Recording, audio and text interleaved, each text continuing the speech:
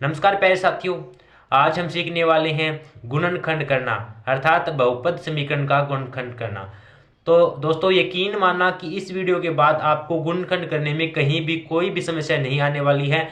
बस आप इस वीडियो को लास्ट तक बिल्कुल सही तरीके से देखते रहना, उसके बाद गारंटी मैं लेता हूं आपके लिए गुणनखंड करना बिल्कुल आसान हो जाएगा। तो चलिए स्टार्ट करते हैं। सबसे पहले हम x square plus 7x plus 10 का क्या करेंगे, गुणनखंड करना सीखेंगे। तो प्यारे साथियों, आपको गुणनखंड करने के लिए सबसे पहले जो आपको बहुपद अर्थात समीकरण दिया होता हो उसका लास्ट अंक क्या है, 10 है, उसका लास्ट अंक और उसका फर्स्ट जो एक्स स्क्र का गुणांक है ना, एक्स स्क्र का गुणांक यहाँ पे क्या है, कुछ नहीं, इसका मतलब एक्स स्क्र का गुणांक 1 है। देखो लास्ट अंक 10 और फर्स्ट स्क्र जो एक्स स्क्र का गुणांक है उसका गुणा करके देखो कितना आ रहा है। 10 को 1 से गुणा किया 10 आया ना, ठीक है। अब प्यारे साथियों, आपको सबसे पहले यही काम करना है कि लास्ट अंक और फर्स्ट वाले एक्स स्क्र का गुणांक देखना है। जो गुणांक है उसको आपस में गुणा करना है। जैसे कि एक्स स्क्र का गुणांक 1 है और लास्ट 10 है, तो 10 को 1 से गुणा किया 10। अब यहाँ से हमें ये पता चलता है कि आप ऐसी दो संख्या बताए जो गुणा करने पर तो 10 प्राप्त होना चाहिए, और यहाँ पे देखिए इसके आगे प्लस का निशान है ना, तो प्लस करने पर यानी जोड़ करने पर आपको 7x मिलना चाहिए। वापिस से रिपीट करना हूँ, वापिस से देखिए, आपको देखिए गुणा करने पर तो 10 एकम 10 प्राप्त होना चाहिए, और जोड़ने यहाँ पे अगर प्लस है तो जोड़ के देखेंगे, अगर घटाव है तो घटा के देखेंगे। अगर जोड़ने पर आपको कितना प्राप्त होना चाहिए, 7। तो ऐसी दो संख्या बताइए, जैसे कि मैं कहूँ 1 को 10 से गुणा किया 10 तो आ गया, लेकिन 10 में से 1 जोड़ा कितना आ गया, 11। नहीं, हमें तो 7 चाहिए। तो इसके लिए आपको क्या करना है, ऐसी संख्या बताओ। जैसे कि मैं बात करूं किसकी, 2 को 5 से गुणा करके देखो, 2 को 5 से गुणा किया 2 पंजा 10, कितना आ गया, 2 पंजा 10। 2 को 5 से गुणा किया 10 भी आ गया, और 2 को 5 में जोड़ के देखो, 2 को 5 में जोड़ के देखा तो क्या आ गया, 7। इसका मतलब वो दो संख्याएं कौन सी है, 2 पंजा 10, यानी जिसको गुणा करने पर 10 प्राप्त होता है और जोड़ने पर 7 प्राप्त। और यही हमारी बहुपद में हमें देखना था कि जो गुणा करने पर तो कितना प्राप्त होना चाहिए, 10, और जोड़ने पर 7 प्राप्त होना चाहिए। तो देखिए 2 + 5 7 आ गया। अब देखिए ये 7 है, अगर मैं इसके साथ x लगा दूं तो देखिए इसके साथ भी x लगाऊंगा दोनों साइड, कोई दिक्कत, ठीक है। यानी 7x की जगह मैं क्या लिख सकता हूं, 2x + 5x लिख सकता हूं। तो देखिए लिखते हैं एक्स स्क्र प्लस 7x की जगह क्या लिखना है, 2x + 5x + 10 बराबर में 0, ठीक है। कहने का तात्पर्य एक्स स्क्र 7x की जगह हम क्या लिख सकते हैं, 2x + 5x। कैसे पता चला कि हम ये लिख सकते हैं प्यारे साथियों, बस आपको इतना पता चल गया ना, कैसे पता चला, तो आप इसको चुटकियों में आसान। वापिस से कह रहा हूं कि फर्स्ट और लास्ट का गुणा करके देखना है, 10 एकम 10, अर्थात गुणा करे तो 2 पंजा 10 आना चाहिए, और जोड़े तो कितना आना चाहिए, 7। क्योंकि जोड़ के क्यों देख रहे हैं, यहाँ पे प्लस है तो जोड़ के देखेंगे, अगर माइनस होता तो दोनों दो संख्याओं का घटाने पर कितना प्राप्त होना चाहिए था, 7 प्राप्त होना चाहिए था, ठीक है। अब आपको क्या करना है, इन दो की जोड़ बना लेना है, एक तो इसके और इसका, इन दोनों को आपस में जोड़ी बना के हल करना है, ठीक है। तो इसमें और इसमें कॉमन क्या आ रहा है, आप कहेंगे सर एक्स स्क्र इसमें भी है, एक्स इसमें भी है, तो दोनों में से क्या कॉमन आ रहा है, एक्स कॉमन आ रहा है।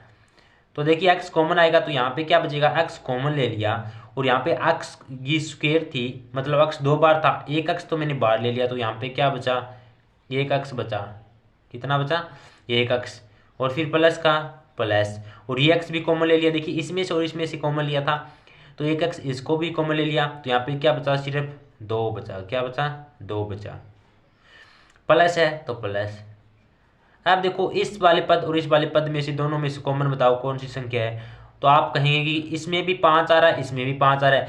देखो 5 एकम 10 को मैं क्या लिख सकता हूँ, 10 को मैं लिख सकता हूँ ना 5 × 2, यानी 10 के अंदर भी 5 का भाग जा रहा है, इसका मतलब 5 यहाँ से भी कॉमन आ रहा है, 5 यहाँ से भी। देखिए 10 को मैं क्या लिख सकता हूँ, मैं 10 को लिख सकता हूँ 2 × 5 लिख सकता हूँ ना, इसकी जगह क्या लिख सकता हूँ, 2 × 5, तो 5 यहाँ से मैं एक बार कॉमन ले लेता हूँ। फिर देखिए यहाँ पे क्या बचा, x, प्लस यहाँ पे देखिए क्या 10 की जगह क्या था 2 गुणा 5 यानी 5 कॉमन ले लिया तो पीछे क्या बचा 2, तो x प्लस 2 बराबर में 0। यहाँ तक मेरे किसी भी साथी को कोई प्रॉब्लम नहीं होगी। उसके बाद देखना जब आप इतनी प्रोसेस पूरी कर लेते हैं उसके बाद आपको देखना है कि इन पद में से और इस पद में से दोनों में से कौन सा पद कॉमन आ रहा है। तो आपको देखना है इसमें भी x प्लस 2 कॉमन आ रहा है, इसमें भी x प्लस 2 वापिस से कॉमन आ रहा है। देखो इस वाले पद और इस वाले पद दोनों में से वापिस क्या कॉमन आ रहा है, x प्लस 2 इसमें भी है, x प्लस 2 इसमें भी है। तो कोई बात नहीं, जो कॉमन हमें मिलता रहेगा उसको वापिस लेते रहेंगे, x प्लस 2। और यहाँ पे क्या बचा, ये x प्लस 2 ले लिया, x प्लस 2 ले लिया, यहाँ पे क्या बचा, यहाँ पे x बचा प्लस, और यहाँ पे क्या बचा प्लस आ गया, और यहाँ पे सिर्फ 5 बचा क्योंकि x प्लस 2 तो हमने कॉमन ले लिया था, बराबर में 0 चल रहा है। ठीक है, उसके बाद देखो अब देखिए, अब अगर इतनी प्रोसेस कर लेते हैं वैसे तो हमारा काम पूरा हो जाता है, लेकिन अगर हमें जैसे कि शून्यांक ज्ञात करनी हो, अलग अलग यहाँ से हमें x के 2 मान मिलते हैं, तो x के 2 मान किस प्रकार मिलेंगे, एक बार तो इसको x के बराबर, x प्लस 2 को 0 के बराबर रखेंगे, एक बार x प्लस 5 को 0 के बराबर। सबसे पहले मैं x प्लस 2 को 0 के बराबर रखता हूँ, तो 0 के बराबर रखूँगा। देखो x प्लस का 2 इधर जाएगा तो माइनस का, यानी कितना आ गया, x बराबर -2 आ गया, कितना आ गया -2 आ गया। ठीक इसी प्रकार एक बार मैं x प्लस 5 को भी 0 के बराबर रखूँगा तो क्या आएगा, देखना ये प्लस का 5 इधर जाएगा तो माइनस का 5, x इजिकल टू क्या आ गया -5, यानी x की 2 वैल्यू निकल के आ जाती है, x बराबर -2 और x बराबर -5। तो यहाँ से गुणनखंड करके हम x के 2 मान निकाल सकते हैं, इसे कहते हैं गुणनखंड करना अर्थात फैक्टर करना। वापिस से देखिए बिल्कुल आसान है, आई होप कि आप समझ गए होंगे कि गुणा करने पर क्या आना चाहिए था 10 और जोड़ने पर 7 आना चाहिए। तो हमें 2 संख्या कौन सी मिली, 2 को 5 से गुणा करूँ 10 भी आता है, 2 को 5 में जोड़ूँ 7 भी आता है। तो और हमें क्या चाहिए, अर्थात मैं 7x की जगह 2x प्लस 5x लिख सकता हूँ ना, इसकी जगह लिख दिया। फिर दोनों को पद बना लेने हैं, उसके बाद आपको कॉमन लेके इसको हल कर लेना है। आई होप कि आप इसे बिल्कुल आसानी से समझ गए होंगे, और जिस किसी भी भाई को कोई भी दिक्कत रह गई हो तो कोई बात नहीं, कमेंट कर देना, मैं वापस वहाँ से रिपीट कर दूंगा।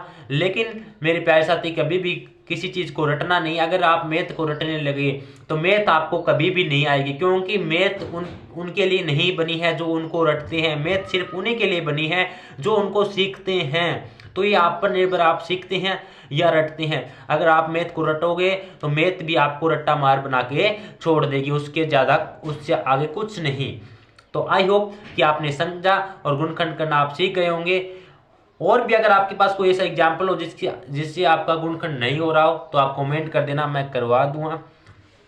ठीक है, तो देखिए ये वीडियो आपको अच्छी लगी हो और पसंद आई हो तो प्लीज़ लाइक और कमेंट करके जाना, और जो सब्सक्राइब अगर नए हो तो चैनल पर सब्सक्राइब कर लेना, और जो पास में बेल आइकन है उसे प्रेस कर लेना, ताकि आने वाले सभी वीडियो के नोटिफिकेशन आपको मिलते रहे और आपकी पढ़ाई रेगुलर चलती रहे।